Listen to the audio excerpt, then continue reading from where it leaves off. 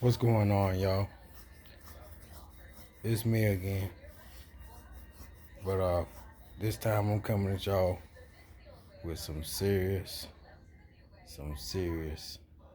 information on a situation. I know in my last previous videos I told y'all about kLLM, about how good they were, how they treated you. But as y'all should know, for the ones that been in the trucking game for a little while, everybody starts out, treating you like you're the best, treating you with royalty as far as pay go, and giving you the miles and getting you home in time and all that. But well, I don't know what happened with the company or whatever, but the situation they left me in, it wasn't good due to miscommunication. But anyway, to make a long story short, what happened in my situation, I was en route to delivering the load in North Carolina, and during that route, I hit a deer. Okay, self-explanatory. I have no control of the deer, and as you should know, that should fall up under the no-fault policy, because that is something that is how they said that's something that's um unpreventable. And anyway, after I hit the deer, I called it in, did everything that I was supposed to do, and as you know, they tell you to go get the truck fixed and all that there, but it was damaged. The bumper was busted out, the grill was cracked, and it knocked the front guard system sensor out. It was completely gone. There was a big hole down there. My license plate was hanging. It messed it up pretty good. But anyway, I still continued on with my load after I called. No police report was filed and all that there. I talked to safety and who were all the people that I needed to talk to. I did my part. But anyway, I drove for a few more days, kept driving until I could find somewhere to get the truck fixed or somebody that could fix the truck. I kept on driving, so eventually safety started calling. Then other people from the job, from the company started calling and asked me why I haven't got the truck fixed yet. Okay. So I explained to them I first went down to Alabama with the truck, and they said they were gonna have to keep the truck 5 to 6 days. They were gonna have to put me in a motel. Of course, the company ain't trying to pay for my motel, and I sure won't finna pay for it being that I was leasing the truck. Okay, so what the planner told me and safety was telling me on my next hometown, find somewhere close to the house, close to my hometown, or in my hometown, to get somewhere, to take the truck to get it fixed. It was a company called MHC. Okay, I got it with MHC, which is was in Wilmington, North Carolina. And that was like maybe 45 minutes from where I stay, close to an hour. And so the truck stopped. I got home. I got home around right before Thanksgiving. I parked the truck, and I waited around after I called and talked to them at MHC the situation. So I had to take the truck, disconnect the trailer, take the truck, get them to take the pictures and do all that there with the insurance company and what it was gonna cost and all, get the estimate. Okay, I drove the truck back home, parked it. Okay, so it's still, here it is. Maybe it's after all that, a week or so it done passed. I'm still not driving, making any money. Here it is going into December. Still not driving. Truck still parked in the yard. Because I'm waiting on a phone call after the company that's supposed to have been fixing the truck, which is MHC. Big shout out to MHC. Doing a good job on, fixing the truck though. But it's going into December. Remind you, Thanksgiving, Christmas, and New Year's. 3 main and very important holidays. Okay. I'm waiting on my parts to get back. Okay, that took maybe another week or two. So now that the parts is back, I gotta wait for a spot to open for me to get my truck in the shop. Truck still sitting, getting close to Christmas time. Still waiting. Remind you, they backed up because of the Thanksgiving holidays. And now we're rolling into another holiday, which was Christmas Eve and Christmas. Okay, by the time I got my truck in there for Christmas, they were shutting down. They were closing for the holidays for another week or so or whatever. They weren't going to open back up to after the first of New Year's, to after New Year's. So my truck's still sitting and, sitting at the house. And so here it is after the first. Now that they got me a spot in the shop, I took my truck to MAC in Wilmington, North Carolina to get it fixed. Now I got to sit another 4 or 5 days, which it was longer than that. Because for the simple fact, reason why it took longer was because the sensor, the arm guard on front of the truck that detects the traffic in front of you, lets you know you're too close or whatever, they couldn't get it to register back to the truck. So they had to send it back off. Remind you, I let them know all this. I called and told dispatch what was going on, my dispatch, my planner, safety, what everything was going on. And so I can't think of the guy's name, whatever his name was, kLLM. He was a big shot. He called me. He said, Terrence, what's going on with the truck? Where you at? I say, I'm home. And I say, what you mean where I'm at? He say, where the truck at? I say, what you mean where the truck at? He say, because you've been terminated. I say, I'm terminated. He said, yeah, you're in the system for termination for abandonment on the truck. I said, abandonment? Really, dude? Abandonment? I said, how you gonna get me for abandonment? And all my personal belongings is in the truck, and the truck is, at the shop. He said, the truck is in the shop. I said, yeah, the truck is in the shop. He said he wasn't aware of that. So I'm like, you wasn't aware of that. He said, how long it's been there? I say, ever since Thanksgiving. Beginning of Thanksgiving. He's like, well, I was taking it so long. So I went through the same explanation of what I told y'all and what happened. I told him the whole story. Well, he say, we're going to have to change this. We're going to have to change some things in the system about you being terminated, or I meant to say abandonment. I said, you sure will? Because there's no way you can get me for abandonment. And the truck is in the shop. Like I told him, I know you weren't expecting me to sleep in the truck the whole time it's in the shop.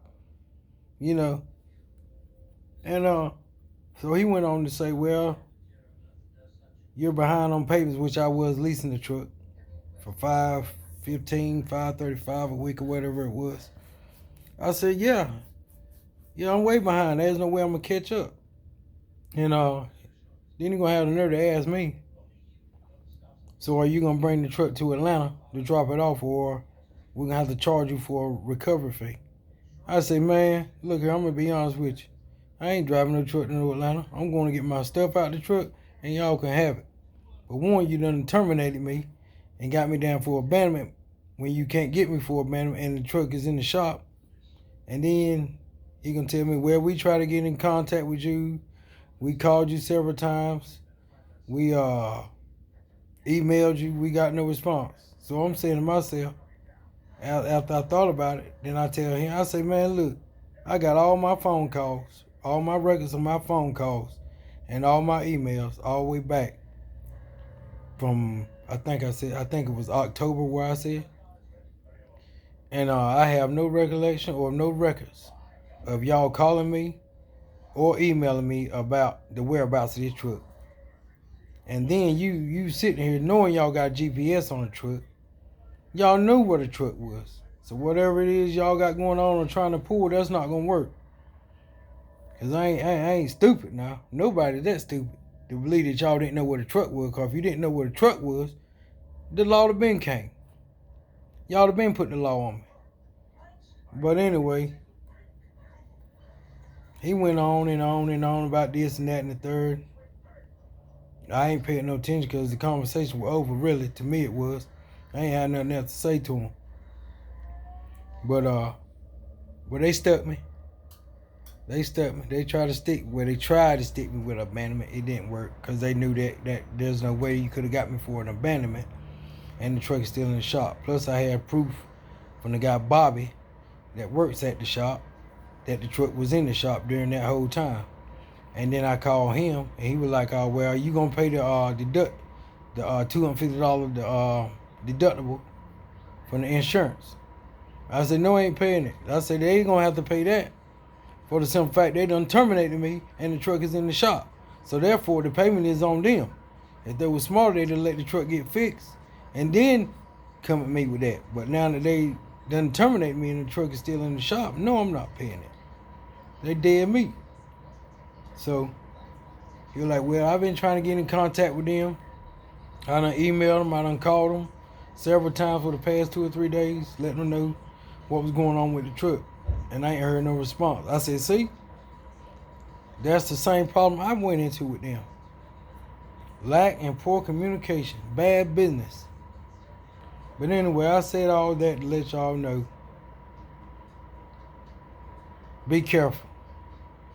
Be careful. I know I said in my other videos there was a good company, which they started out to be, which everybody does. But the way they did me, and the way they try to play me, by putting abandonment on my record so I couldn't get another job, for the simple fact that they knew that they messed up by terminating me while the truck was still in the shop. They knew they messed up.